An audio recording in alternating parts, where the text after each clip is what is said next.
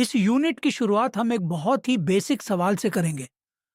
आखिर sustainable development को समझने के लिए हमें अलग-अलग अप्रोचेस की ज़रूरत क्यों पड़ी? कई दशकों तक दुनिया का मानना था कि सिर्फ इकोनॉमिक ग्रोथ ही असली विकास है। देश की तरक्की को सिर्फ जीडीपी और जीएनपी से नापा जाता था। लेकिन समय के साथ एक सच्चाई सामने आई कि सिर्फ पैसा बढ़ना समग्र विकास नहीं है। इसी कमी को दूर करने के लिए यूनाइटेड नेशंस ने एचडीआई यानी ह्यूमन डेवलपमेंट इंडेक्स की शुरुआत की, जिसने बताया कि विकास में सिर्फ इकोनॉमी नहीं बल्कि लाइफ एक्सपेक्टेंसी, साक्षरता और शिक्षा भी शामिल है। यानी आज सस्टेनेबल डेवलपमेंट सिर्फ पर्यावरण तक सीमित नहीं है। यह 4 पिलर्स पर टिका है: इकोनॉमिक, सोशल, एनवायरमेंटल और इंस्टीट्यूशनल। तो चलिए चलते हैं अगली स्लाइड पर और समझते हैं हमारी पहली अप्रोच, पॉजिटिविस्ट अप्रोच को। सबसे पहले आती है पॉजिटिविस्ट अप्रोच। इसका पूरा आधार क्वांटिटेटिव इकोनॉमिक्स पर टिका है। सिंपल शब्दों में कहें तो इस मॉडल के लिए मॉनेटरी गेन्स ही सब कुछ है। अगर देश की जीडीपी तेजी से बढ़ रही है तो सब सही है, भले ही वहां गरीबी या प्रदूषण क्यों न बढ़ रहा हो। लेकिन इस अप्रोच में एक बहुत बड़ा फ्लॉ था। इसने इक्विटी और जस्टिस जैसे सामाजिक मुद्दों को पूरी तरह इग्नोर कर दिया। और इसका नतीजा क्या हुआ कि विकास का फायदा सिर्फ कुछ लोगों तक सीमित रह गया। अमीर लोग और अमीर होते चले गए और दूसरी तरफ गरीब और गरीब होते चले गए। यहां तक कि नेचुरल रिसोर्सेज जैसे साफ हवा और बायोडायवर्सिटी को भी सिर्फ पैसों में मेजर किया गया। चूंकि प्रकृति की कोई मार्केट वैल्यू तय नहीं की जा सकती, इसलिए इस मॉडल ने पर्यावरण का जमकर दोहन किया। इसी कमी को दूर करने के लिए सामने आई एक नई सोच, जिसे हम अगली स्लाइड में समझेंगे। साल 1990 यूएनडीपी ने अपनी ह्यूमन डेवलपमेंट रिपोर्ट में दुनिया को सोचने का एक नया नजरिया दिया। महान विचारक अरिस्टोटल ने एक बार कहा था कि धन स्वयं में लक्ष्य नहीं है, बल्कि किसी बड़े उद्देश्य को पाने का साधन मात्र है। ह्यूमन डेवलपमेंट अप्रोच बिल्कुल इसी फिलॉसफी पर काम करती है। इसने साफ कर दिया कि पैसा यानी जीडीपी सिर्फ एक मीन्स है, एंड गोल नहीं। दुनिया में कई ऐसे देश हैं जहां प्रति व्यक्ति जीएनपी तो बहुत हाई है, लेकिन शिक्षा और स्वास्थ्य के मामले में वो बहुत पीछे हैं। वहीं दूसरी तरफ श्रीलंका, कोस्टा रिका या भारत का केरल राज्य कम आय के बावजूद बेहतरीन ह्यूमन डेवलपमेंट दिखाते हैं। असल विकास इस बात से तय होता है कि पैसा कहाँ खर्च हो रहा है, क्या पब्लिक हेल्थ बेहतर हुई, क्या शिक्षा हर इंसान तक पहुंची। यही अप्रोच सस्टेनेबल डेवलपमेंट का सबसे मजबूत आधार बनती है। तो चलिए अब इसके ब्रॉडर रूप को समझते हैं, यानी मल्टी डायमेंशनल अप्रोच को। अब आते हैं मल्टी डायमेंशनल अप्रोच पर। यह अप्रोच मानती है कि विकास का असर सिर्फ इकोनॉमी पर नहीं, बल्कि सोसाइटी और इकोलॉजी के हर डायमेंशन पर पड़ता है। प्रकृति में कई इनअटेंजेबल चीजें हैं, जैसे स्वच्छ हवा, कल्चरल हेरिटेज और इकोलॉजिकल बैलेंस। हमारी सांस्कृतिक विरासत हो या फिर यह पारिस्थितिक संतुलन, ये ऐसी चीजें हैं जिनकी कोई कीमत नहीं लगाई जा सकती। यह मॉडल इन एस्पेक्ट्स को विकास का कोर हिस्सा मानता है। और इसमें एक बहुत ही इंपॉर्टेंट कॉन्सेप्ट भी सामने आता है, लेवल ट्रांसफर मैकेनिज्म। इसका मतलब है कि अगर किसी एक लोकल एरिया में एनवायरनमेंट से छेड़छाड़ होती है तो उसका असर सिर्फ वहीं तक नहीं रहता, बल्कि उसका इम्पैक्ट ग्लोबली भी देखने को मिलता है। यही सोच ईएसएसडी यानी environmentally sound and sustainable development की नींव रखती है। आइए अगली स्लाइड में इसके कुछ इंपॉर्टेंट कंपोनेंट्स को समझते हैं। इस अप्रोच में डेवलपमेंट को एथिकल और इकोलॉजिकल एस्पेक्ट्स से देखने के लिए कई कंपोनेंट्स बताए गए हैं। पहला कंपोनेंट है कॉरपोरेट एनवायरमेंटल रिस्पॉन्सिबिलिटी। इसका मतलब है कि इंडस्ट्रीज को सिर्फ प्रॉफिट नहीं, बल्कि अपने इकोलॉजिकल फुटप्रिंट का भी ध्यान रखना होगा। दूसरा कंपोनेंट है प्रीकॉशनरी प्रिंसिपल, यानी अगर किसी नई तकनीक से भविष्य में किसी तरह के नुकसान का खतरा है तो पहले से ही सावधानी बरतना जरूरी है। इसके साथ साथ इसमें कुछ बहुत डीप कंसेप्चुअल नोशंस भी हैं, जैसे डीप इकोलॉजी, जो मानती है कि इंसान इस दुनिया के केंद्र में नहीं है, बल्कि वो सिर्फ नेचर का एक छोटा सा हिस्सा है। और इको फेमिनिज्म, जो ये तर्क देता है कि पैट्रियार्की सोसाइटी ने जिस तरह फीमेल्स को हाशिए पर रखा, बिल्कुल उसी तरह इंडस्ट्रियलाइजेशन ने भी नेचर को एक्सप्लॉइट किया है।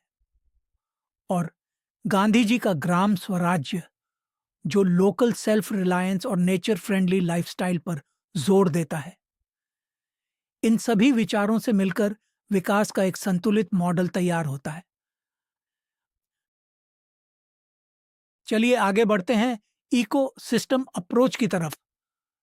इकोसिस्टम नेचर की एक पूरी तरह ऑटोनॉमस यूनिट है, जहां मिट्टी, जल, वायु और जीव एक दूसरे पर डिपेंड है। नेचर को एक स्टेबल और मैच्योर स्टेज, जिसे क्लाइमैक्स कम्युनिटी कहते हैं, वहां तक पहुंचने में लाखों वर्ष लग जाते हैं। इस प्रोसेस को सक्सेशन कहा जाता है। लेकिन हमारा रैपिड इंडस्ट्रियल डेवलपमेंट इसे महज कुछ ही सालों में पूरी तरह डिस्ट्रॉय कर देता है। पुरानी पॉलिसीज में एक बड़ी कमी थी। हम सिर्फ किसी एक स्पीसीज को बचाने की कोशिश करते थे। लेकिन यह अप्रोच कहती है कि अगर आप टाइगर को बचाना चाहते हैं तो सिर्फ टाइगर पर फोकस मत कीजिए, बल्कि उसका पूरा जंगल बचाइए। इसके साथ साथ हमें स्पिल ओवर इफेक्ट को भी समझना होगा। लोकल नदी का प्रदूषण हो, ग्लोबल कोरल ब्लीचिंग हो या सीएफसी गैसों से ओजोन डिप्लीशन, ये सब आपस में जुड़े हुए हैं। इसलिए पॉलिसीज पूरे सिस्टम को एक सिंगल यूनिट मानकर ही बनाई जानी चाहिए। इस इकोसिस्टम अप्रोच की 4 बेसिक कैरेक्टरिस्टिक्स हैं, जिन्हें समझना बहुत जरूरी है। पहली कैरेक्टरिस्टिक है स्पेशल हेटेरोजेनिटी, यानी नेचुरल डाइवर्सिटी।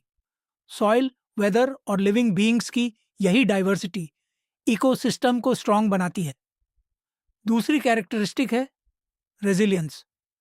रिलीजन्स यानी नेचर की बाउंस बैक करने की क्षमता, जैसे जंगल में आग लगने के बाद उसका खुद को रिस्टोर कर लेना, यानी जंगल का फिर से हरा भरा हो जाना। तीसरी कैरेक्टरिस्टिक है डायनामिक वल्नरेबिलिटी। नेचर स्ट्रांग है, लेकिन सडन और एक्सट्रीम ह्यूमन इंटरवेंशंस इसे बहुत कमजोर और फ्रैजाइल बना सकता है। और चौथी कैरेक्टरिस्टिक है सोर्स सिंक कनेक्शंस। सोर्सेज यानी वो जगह जहां रिसोर्सेज पैदा होते हैं, और सिंक्स यानी वो जगह जहां रिसोर्सेज एब्जॉर्ब होते हैं या जहां उनका इस्तेमाल किया जाता है। और सोर्स और सिंक के बीच का बैलेंस खराब होना, मतलब पूरी इकोसिस्टम का डिस्टर्ब हो जाना। लेकिन इस इकोसिस्टम अप्रोच को लागू करना इतना आसान भी नहीं है। सबसे बड़ा पॉलिटिकल चैलेंज यह है कि ज्यादातर देश अपने नेशनल इंटरेस्ट्स को ग्लोबल इकोलॉजी से ऊपर रखते हैं। इसलिए 4 डीज पर ध्यान देना अत्यंत आवश्यक है। पहला, डाइवर्सिटी। दूसरा, डायनामिज्म। तीसरा, डिसेंट्रलाइजेशन टाइम्स। और चौथा, डिसाइसिवनेस। और इसे जमीन पर उतारने के लिए ओजुंगा द्वारा एक 4 स्टेप मॉडल दिया गया है, जिसमें फर्स्ट स्टेप है इकोसिस्टम इन्वेंटरी बनाना। सेकंड स्टेप है इंपॉर्टेंट नेचुरल प्रोसेसेस को आइडेंटिफाई करना। थर्ड स्टेप है उस डेटा का गहराई से एनालिसिस करना। और फोर्थ स्टेप है जमीन के ऑल्टरनेट और बेटर यूटिलाइजेशन की सिफारिश करना। जो नीतियां इस मॉडल पर बनती हैं, वही सही मायनों में सस्टेनेबल है। अब हम इस यूनिट के सबसे सेंसिटिव पर्सपेक्टिव पर आते हैं, और वो है इंडिजिनस व्यूज। ट्राइबल और इंडिजिनस कम्युनिटीज का प्रकृति के साथ रिलेशनशिप सिर्फ इकोनॉमिक नहीं है, बल्कि कल्चरल और स्पिरिचुअल होता है। और इस पर्सपेक्टिव का सबसे इंपॉर्टेंट पार्ट है 7 जनरेशंस प्रिंसिपल। यानी आज हम जो भी डिसीजंस लें या जो भी पॉलिसीज बनाए, उसका आने वाली 7 जनरेशंस पर क्या असर होगा, उसको जरूर ध्यान में रखना चाहिए। HDR 1994 भी इसी बात पर जोर देता है कि डेवलपमेंट तभी सस्टेनेबल होगा जब हमारा प्रेजेंट और फ्यूचर दोनों सुरक्षित रहे। लेकिन इंडस्ट्रियल डेवलपमेंट के नाम पर अक्सर इन लोकल कम्युनिटीज को उनके घर यानी जंगलों से बेदखल कर दिया जाता है। इंडिजिनस व्यूज हमें यह भी बताता है कि we are not the owners of nature. हम प्रकृति के मालिक नहीं हैं, बल्कि हमें नेचर को एक लिविंग एंटिटी के रूप में देखना चाहिए और उसकी रिस्पेक्ट करनी चाहिए। इंडिजिनस व्यूज के तहत ही एक बहुत महत्वपूर्ण मॉडल आता है, लाइवलीहुड्स अप्रोच। यह अप्रोच साफ कहता है कि विकास का केंद्र में इंडस्ट्री या टेक्निक को नहीं रखना चाहिए, बल्कि विकास का केंद्र होनी चाहिए वहां की कम्युनिटी। इस अप्रोच का फोकस मेनली उन कम्युनिटीज पर होता है जिनकी आजीविका यानी लाइवलीहुड पूरी तरह से लोकल रिसोर्सेज पर डिपेंड करती है। इस अप्रोच का सबसे बड़ा प्लस पॉइंट यह है कि यह अप्रोच एक्सटर्नल मॉडल्स थोपने के बजाय इंडिजिनस नॉलेज यानी स्थानीय ज्ञान पर रिलाई करता है। अगर लोकल कम्युनिटीज को उनके जल, जंगल और जमीन पर कंट्रोल दिया जाए तो वो रिसोर्सेज का सबसे बेहतरीन और सस्टेनेबल यूज करते हैं। यह सिर्फ एक वेलफेयर स्कीम नहीं है, बल्कि स्ट्रेंथनिंग ऑफ कम्युनिटीज है जो लोकल लोगों को असल मायनों में सशक्त बनाता है।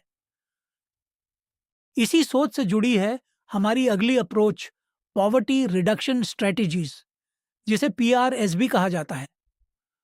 पॉवर्टी और एनवायरनमेंट ये दोनों एक दूसरे से बहुत डीपली कनेक्टेड हैं।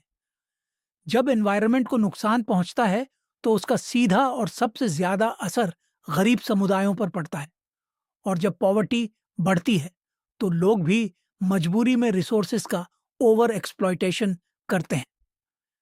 पुराने PRS मॉडल्स की एक सीरियस प्रॉब्लम थी कि वो सिर्फ GNP बढ़ाने को ही गरीबी का इलाज मानते थे और उस चक्कर में एनवायरनमेंट को ज्यादा नुकसान पहुंचा देते थे। लेकिन नए और सस्टेनेबल PRS के सिद्धांत बिल्कुल अलग हैं। पहला ये कि यह कंट्री ड्रिवन होने चाहिए, यानी देश अपनी रणनीति खुद बनाए। दूसरा ये कि यह पार्टिसिपेटरी होने चाहिए, जिसमें फीमेल्स और लोकल कम्युनिटीज का भी पूरा पार्टिसिपेशन हो, यानी कि उनका भी पर्याप्त रिप्रेजेंटेशन हो। और सबसे बड़ी बात, यह शॉर्ट टर्म रिलीफ नहीं बल्कि लॉन्ग टर्म सस्टेनेबिलिटी पर बेस्ड होने चाहिए। तो ये था हमारा आज का टॉपिक, जहां हमने सबसे पहले समझा पॉजिटिविस्ट अप्रोच को, जो पूरी तरह GDP और इकोनॉमिक ग्रोथ पर बेस्ड थी। यानी अगर देश की इनकम बढ़ रही है तो उसे डेवलपमेंट मान लिया जाता था। लेकिन इसमें एक बड़ी कमी थी, यह ना तो इनइक्वालिटी को देखती थी और ना ही एनवायरनमेंट को इंपॉर्टेंस देती थी। इसके बाद हमने देखा ह्यूमन डेवलपमेंट अप्रोच को। इस अप्रोच में फोकस बदल गया, मतलब अब पैसा नहीं बल्कि इंसान को इंपॉर्टेंस दी जाने लगी। अब डेवलपमेंट को मेजर किया जाने लगा हेल्थ, एजुकेशन और स्टैंडर्ड ऑफ लिविंग के आधार पर। सिंपल शब्दों में कहें तो असली डेवलपमेंट वही है जिसमें लोगों की लाइफ बेहतर हो। फिर हमने समझा मल्टी डायमेंशनल अप्रोच को। इसके अनुसार डेवलपमेंट कोई सिंगल फैक्टर नहीं है, इसमें इकोनॉमी के साथ साथ एनवायरनमेंट, सोसाइटी और जेंडर जैसे फैक्टर्स भी उतने ही इंपॉर्टेंट हैं। यानी विकास को एक ब्रॉड पर्सपेक्टिव से देखना जरूरी है। इसके बाद आया इकोसिस्टम अप्रोच। यह हमें सिखाता है कि नेचर को अलग अलग पार्ट्स में नहीं बल्कि एक इंटरकनेक्टेड सिस्टम के रूप में समझना चाहिए। मतलब अगर इकोसिस्टम का एक भी हिस्सा प्रभावित होता है तो उसका असर पूरे सिस्टम पर पड़ता है। और लास्ट में हमने देखा इंडिजिनस अप्रोच को। यह अप्रोच लोकल कम्युनिटीज के नॉलेज पर आधारित है। जो लोग प्रकृति के सबसे करीब रहते हैं उनके पास सस्टेनेबल लिविंग के सबसे प्रैक्टिकल सॉल्यूशंस होते हैं। मतलब ये कि लोकल लेवल पर ही हमें सबसे इफेक्टिव और लॉन्ग टर्म सॉल्यूशंस मिलते हैं। अगले लेक्चर में हम बात करेंगे यूनिट 4 इश्यूज एंड चैलेंजेस की, जहां हम समझेंगे कि सस्टेनेबल डेवलपमेंट के सामने सबसे बड़ी चुनौतियां क्या हैं। हम जानेंगे गरीबी और भूख, क्लाइमेट चेंज, ग्लोबल ट्रेड और रिसोर्स डिप्लेशन जैसे मुद्दों को। और सबसे महत्वपूर्ण सवाल, क्या विकास प्रकृति को नुकसान पहुंचाए बिना संभव है? तो मिलते हैं अगले लेक्चर में। अगर ये लेक्चर आपके लिए हेल्पफुल रहा हो तो वीडियो को लाइक जरूर करें, अपने दोस्तों के साथ शेयर करें और चैनल को सब्सक्राइब कर दीजिए ताकि आगे आने वाले सभी इंपॉर्टेंट लेक्चर्स आप सबसे पहले देख सकें। और अगर आपके कोई क्वेश्चंस या सजेशंस हो तो उन्हें कमेंट सेक्शन में जरूर लिखें।